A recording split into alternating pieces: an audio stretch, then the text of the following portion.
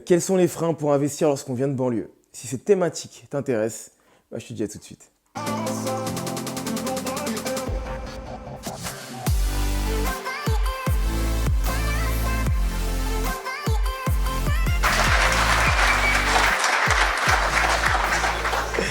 Plus sérieusement, Salut ambitieux, salut ambitieuse et bienvenue sur cette chaîne qui est la tienne, YBA Courtage, et je me présente. Je m'appelle Roméo, je suis courtier en prêt immobilier, je suis également formateur et marchand de biens dans le cadre de l'immobilier, et l'objectif de cette chaîne il est simple, c'est de donner un coup de pied aux fesses de manière à ce que tu puisses te lancer. Donc sur cette chaîne, il n'y a pas d'excuses pour ne pas te lancer, il n'y a même qu'une seule règle, c'est de passer à l'action. Si tu ne te passes pas à l'action, écoute, je t'invite plutôt à passer ton chemin et aller sur d'autres chaînes YouTube qui parleront d'immobilier. Il y a pléthore de chaînes qui t'en parlent, mais ici, c'est pour les ambitieux et les ambitieuses qui passent à l'action. Donc, tu as compris, c'est simple, soit tu passes à l'action, soit tu passes ton chemin.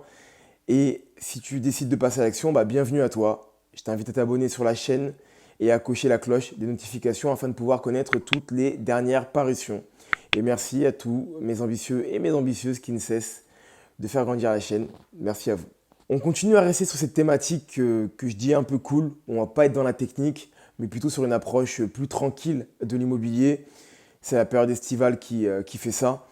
Et aujourd'hui, j'ai voulu parler d'un thème qui peut-être fera débat, donc tant mieux si c'est le cas. Et n'hésite pas à me donner ton point de vue dans les commentaires. C'est pourquoi on n'achète pas d'immobilier, ou plus difficilement quand on est issu de banlieue et de quartiers que je vais dire donc du coup défavorisés. C'est clairement une question qui m'anime et ça fait partie des raisons pour lesquelles je me suis lancé également dans le métier de courtage il y a maintenant plus de 5 ans de ça. Et j'avais pas la réponse à l'époque, j'ai pas la réponse réelle aujourd'hui, mais j'ai des débuts de réponse. En tout cas, moi j'ai 4 raisons qui font que on a des gros freins pour se lancer dans l'immobilier lorsqu'on est issu de la banlieue. Je t'invite vraiment à rester jusqu'à la fin de la vidéo pour que tu puisses comprendre, et il se peut que tu en possèdes également un. Et j'espère du coup qu'il va pouvoir donc disparaître et sauter à la fin de cette vidéo. Donc reste vraiment jusqu'à la fin de la vidéo pour que tu puisses vraiment comprendre mon point de vue et voir où je veux en venir. Le premier frein pour investir lorsqu'on est issu de la banlieue, c'est l'environnement. Pour la simple et bonne raison que lorsqu'on est issu de quartiers dits socialement défavorisés, on va avoir tendance à avoir des personnes qui sont autour de nous, des locataires dans des logements sociaux. Et qu'est-ce que ça amène ça? Ça amène une transmission de paradigme. C'est-à-dire que pour toi, il est normal d'être locataire dans un logement social. Je vais même aller plus loin. J'ai déjà eu l'occasion de rencontrer des personnes qui ne voyaient pas l'intérêt d'acheter tout court. Pour elles, il n'y avait aucun intérêt d'acheter dans l'immobilier, que ce soit pour sa résidence principale, pour de l'investissement locatif. Et qu'elles trouvaient qu'elles gagnaient déjà assez aujourd'hui pour pouvoir se payer un appartement là où elles voulaient dans le cadre d'une location. Mais pourtant, le calcul, il est hyper simple quand tu regardes cette stratégie-là. C'est que tes revenus sont amenés à se dévaluer avec le temps. Pour la simple et bonne raison que tu vas passer à la retraite. Et lorsque tu passes à la retraite, qu'est-ce qui se passe? Tes revenus sont minorés. Mais par contre, tes charges restent constantes, voire même elles évoluent parce que chaque année, si tu ne le sais pas, je te le dis, l'INSEE permet l'augmentation des loyers. Donc, avoir cette approche-là, ce regard-là qui est très court terme, et on en parlera peut-être tout à l'heure dans d'autres points, en fait, fait que on ne fait que de perpétuer le cycle, en fait. On a des parents locataires, on devient locataire, on transmet cette idée-là à nos enfants, et ainsi de suite. Et toujours très souvent avec la même butée arrive un moment, c'est la baisse des salaires et l'augmentation des revenus ou des charges, ou bien même juste la constante de ces mêmes charges, qui fait que on galère à la fin. Donc le premier point, j'ai envie de te dire, qui fait qu'un banlieusard ou une banlieusarde a du mal à investir, c'est son environnement. Et ça, c'est un point qui est hyper important à prendre en compte. L'environnement dans lequel tu es, si c'est ton cas, et qui aujourd'hui pose problème, parce que tu vois, toi, d'un avis extérieur, d'un regard extérieur, que tes parents galèrent ou des proches qui sont issus de cet environnement-là galèrent, tu dois comprendre que tu ne dois pas reproduire cette même situation parce que tu auras le même résultat. D'accord? Et d'ailleurs, il y a une citation de Einstein qui disait « La bêtise, c'est de vouloir refaire la même chose en attendant un résultat qui soit différent ». Un autre exemple que j'aimerais rajouter en lien avec l'environnement qui m'a énormément marqué également lorsque j'ai commencé à rentrer dans l'univers de l'entrepreneuriat, c'est la reproduction des business. Tu remarqueras qu'en banlieue, on est débordé de business de type épicerie, proches et également de type restauration rapide, grec, pizzeria, etc. C'est pas uniquement parce qu'on sait faire que ça, c'est juste qu'on reproduit ce qu'on voit. Donc lorsqu'on décide de vouloir rentrer en entrepreneuriat, on se dit qu'est-ce qu'on peut faire? Très généralement, on va faire quelque chose qu'on a vu soit nos aînés faire, soit des voisins faire.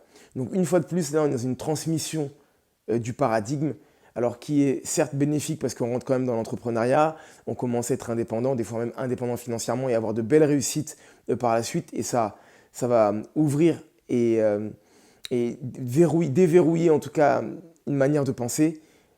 Cela n'empêche que c'est un exemple également probant que l'environnement te transmet son paradigme. Le deuxième point, mon ambitieux, que j'ai envie d'aborder avec toi, des raisons qui font que lorsqu'on est issu de banlieue, on n'arrive pas à investir ou on n'investit pas, c'est l'héritage socioculturel.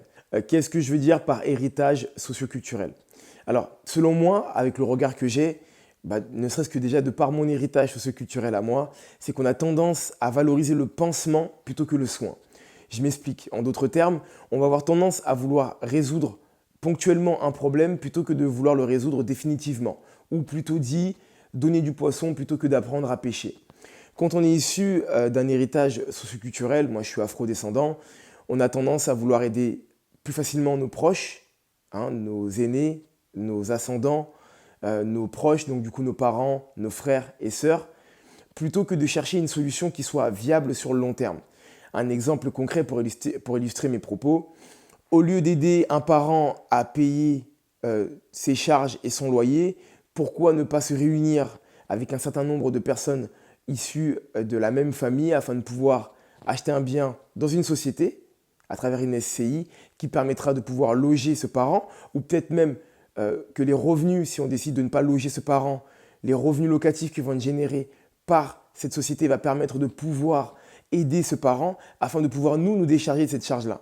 Parce que le problème qui se pose lorsqu'on a cette habitude de mettre le pansement lorsqu'une personne est blessée, c'est qu'on ne soigne pas le mal. Et en ne soignant pas le mal, on continue à perpétuer de manière vicieuse une situation qui va être chronique et qui va faire qu'arrive un moment, si toi tu as un coup dur, tu ne pourras plus l'aider. Et je ne parle pas du facteur émotionnel qu'il peut y avoir lorsqu'on est issu de cet héritage culturel-là qui est qu'il est important de pouvoir aider nos parents, nos proches, parce que c'est comme ça qu'on nous éduque, tout simplement. Donc selon moi, le deuxième point qui freine le banlieusard ou la banlieusarde, c'est le fait d'avoir un regard court-termiste sur les problèmes. Tu as un problème d'argent? Attends, je vais te donner de l'argent là tout de suite pour pouvoir résoudre ce problème-là. Alors que se poser quelques minutes, quelques temps, quelques semaines, quelques mois, peu importe, afin de pouvoir régler le problème définitivement est beaucoup plus intéressant que de mettre une charge supplémentaire sur son dos alors que en fait on en a déjà assez. Le point numéro 3 qui fait que selon moi un banlieusard ou une banlieusarde a du mal à se lancer en immobilier ou ne se lance pas ou ne se lancera jamais dans l'immobilier, c'est l'aversion à l'échec qui va être hyperbolisée. On a tous une aversion à l'échec, d'accord? On a tous peur d'échouer, c'est intrinsèque en nous. Apparemment, c'est notre côté très primaire qui fait ça. Mais pourquoi je dis hyperbolisé? Pour une simple bonne raison que ce pouvoir médiatique avec l'image qui va être donnée des personnes qui vont être issues de quartiers défavorisés va faire qu'on va y croire encore plus que notre situation ou notre intellect est inférieur à d'autres personnes issues d'autres environnements. Et d'ailleurs, l'exemple qui le montre très souvent selon moi par rapport à tous les clients, entre une grande partie des clients que j'ai été amené à voir qui sont issus de quartiers défavorisés, c'est la surcompensation à travers un style de vie qui va être plus onéreux que ses moyens. Ou si je dois dire plus vulgairement, être constamment à découvert, mais de manière chronique, constamment pour acheter des babioles, pas pour payer les études de ses enfants ou acheter des couches. Non, c'est parce qu'on veut le dernier sac à la mode, on veut la dernière paire de pompes à la mode, on veut la dernière voiture à la mode. Et ça, c'est une manière de compenser afin de pouvoir dire non, attention, socialement, je suis tout aussi élevé que toi ou encore plus élevé que mes semblables qui sont issus de mon environnement. Et cette inversion, donc du coup hyperbolisée à l'échec, fait qu'on ne va pas oser, tout simplement. Parce qu'on ne veut pas donner raison à la personne ou aux médias qui va aller dans le sens que je viens de t'expliquer tout à l'heure, qui est donc de dire, en fait, vulgairement, tu es un bon à rien. Donc le point numéro 3, c'est le suivant. c'est l'hyperbolisation de l'aversion à l'échec.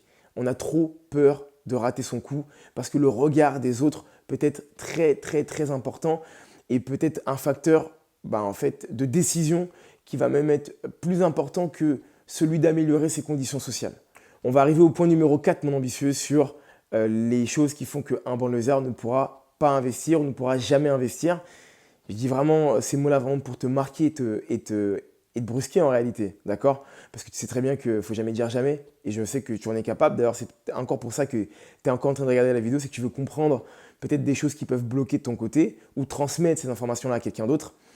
Si c'est le cas, écoute, il y a des liens qui sont en bas qui permettent de pouvoir rentrer en contact avec moi. Donc tu cliques sur les liens, tu prends un rendez-vous téléphonique, on échange ta situation et puis moi, j'essaie de t'orienter comme je peux le faire et pendant une quinzaine de minutes et ça totalement gratuitement dans mon ambitieux. Donc ne l'oublie pas, les liens sont en bas, tu cliques et tu prends un rendez-vous téléphonique. L'autre point que je viens de te dire, mon ambitieux, c'est que si cette vidéo te plaît, n'hésite pas à la partager, n'hésite pas à y mettre un gros like aussi également, ça me donne de la force, ça permet de faire en sorte que l'algorithme ils mettent encore plus en avant mes vidéos et que mon message soit transmis à un plus grand nombre de personnes, que ça puisse aider un maximum de personnes.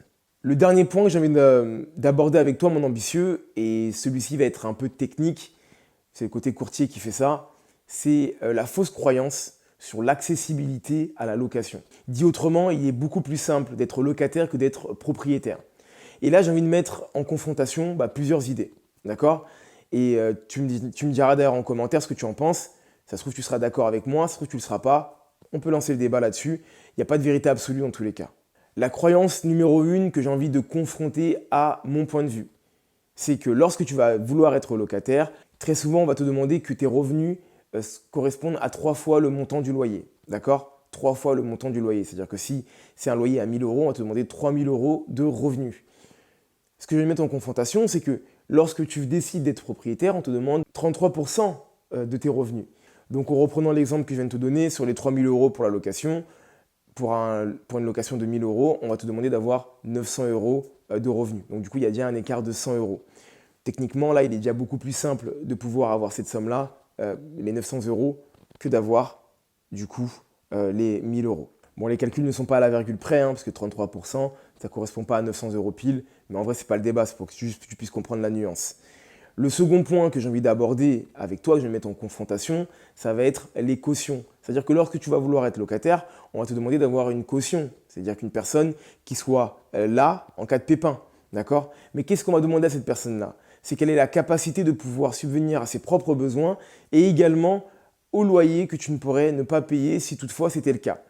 Il est donc beaucoup plus compliqué d'avoir une personne qui va avoir des revenus comme celui-ci lorsqu'on est issu de banlieues et de quartiers défavorisés, qu'on soit bien clair et sincère, plutôt que de se diriger vers une banque qui, elle, va avoir une société qui s'appelle donc du coup le cautionnement, qui aura comme fonction uniquement que de faire ça. D'accord? Donc si on prend l'exemple d'une caution, donc du coup c'est l'organisme qui va donc du coup garantir au banquier que si tu ne payes pas, il prendra le relais. Lui, on ne va pas lui demander grand-chose. C'est son activité principale de tous les jours. Donc, il sera beaucoup plus simple d'avoir une personne morale pour laquelle c'est son activité d'avoir, donc du coup, comme fonction d'être une caution, plutôt qu'un parent ou des parents proches qui, eux, ça va être plus galère, déjà pour eux, en un, et en deux, pour toi, quand tu es issu de la banlieue et issu d'un quartier dit défavorisé, de trouver des personnes qui sont en capacité de pouvoir le faire. Donc, qu'est-ce que tu vas faire? Tu vas te diriger dans le social et on en revient au point numéro 1, l'environnement et la transmission du paradigme. Le dernier point que j'ai envie d'aborder par rapport aux confrontations que je viens de te donner sur la location et sur l'accès à la propriété, ça va être le manque d'options. Je m'explique quand je dis ça. Lorsque tu décides d'être locataire, si demain tu as un coup dur, tu ne peux pas dire à ton propriétaire légalement, en tout cas ce n'est pas compris dans le contrat, monsieur ou madame la propriétaire, là j'ai un coup dur, est-ce que je peux mettre une pause sur mes loyers pendant tant de temps? Ce n'est pas possible, d'accord? Tu te dois de le rembourser chaque mois. À l'inverse de la propriété, qui lorsque tu vas avoir un coup dur, la plupart des banques permettent d'avoir ce qu'on appelle une option de pause. D'accord, donc tu peux réduire tes mensualités, tu peux faire une pause carrément, tu peux même faire un différé, ça veut dire vivre un certain nombre d'années dans le bien avant de commencer à payer réellement tes mensualités. C'est quelque chose que tu ne peux pas faire en location, tu vois. Et donc, du coup, ce que je viens de te faire comprendre par là, mon ambitieux, et je vais m'arrêter là-dessus, c'est que croire que la location, c'est plus simple sur du moyen long terme que l'habitation, même sur du court terme que l'habitation, parce que moyen long terme, tu le sais que c'est pas simple, parce que tu perds de l'argent dans l'un alors que dans l'autre, tu augmentes ton patrimoine. Donc on va parler uniquement que du court terme. Croire que c'est plus simple dans le court terme d'être locataire plutôt que d'être propriétaire, c'est pour moi une ineptie, d'accord? C'est une bêtise de croire une telle chose. Par contre, la grosse nuance entre les deux, c'est que lorsque tu vas vouloir être propriétaire, tu vas vouloir avoir un endroit, qui corresponde à tes critères, d'accord? Alors que dans la location, tu vas être beaucoup moins regardant sur ces 10 critères-là. Donc, essaie d'avoir cette réflexion-là, te dire, est-ce que je ne peux pas être propriétaire dans un endroit où, ok, ce n'est pas l'endroit de mes rêves, mais au moins, je suis propriétaire avec tous les les bons côtés qu'il peut y avoir, plutôt que de vouloir partir sur la location et perpétuer tous les autres points que je viens de te donner qui rentrent dans le cycle et qui font que beaucoup de banlieusards et de banlieusardes, du coup, ne se lancent jamais dans l'immobilier. J'espère que cette vidéo t'aura plu. Si c'est le cas, n'hésite pas à me le dire, à le partager, à mettre dans les commentaires, à mettre un like. En tout cas, mon ambitieux et mon ambitieuse, je ne sais pas à quel moment tu regarderas cette vidéo. Tout ce que je peux te dire, c'est de continuer à croire en toi et à te former. Bye.